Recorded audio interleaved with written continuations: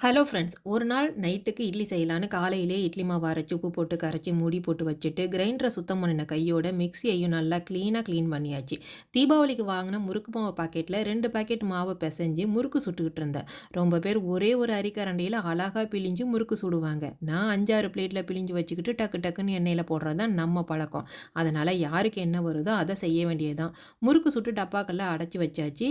முறுக்கு சுட்டுக்கிட்டு இருக்கும்போதே ஒரு 4-5க்கு மேலே உள்ளே போயிட்டதுனால மதியம் பசிக்கல. அதனால் ஈவினிங் போல் க்ரீன் கிரேப்ஸு, பொரிச்ச பாப்கார்ன் சிக்கனுக்கு மெக்டோனல்ட்ஸ் வாங்கும்போது மிச்சம் இருக்கிற packet chilli sauce, tomato sauce, அப்புறம் பொட்டேட்டோ சிப்ஸு, ஓரியோ, போமோகிரனேட் கிரான்பெரி ஜூஸுன்னு வேண்டியதை மட்டும் சாப்பிட்டுட்டு வாக்கிங் போனப்ப இந்த அழகான ஃப்ளவரை பார்த்தோங்க. இது என்ன பூன்னு கண்டுபிடிச்சவங்க சொல்லுங்கள் ஃப்ரெண்ட்ஸ். அப்புறம் எல்லோ கலர் பூக்களையும் ஒரு ஃபோட்டோ எடுத்து வச்சுக்கிட்டோம். வால்பேப்பர் வச்சுக்கலான்னு சொல்லிட்டு இதுவும் என்ன பூன்னு கண்டுபிடிச்சவங்க சொல்லுங்கள்.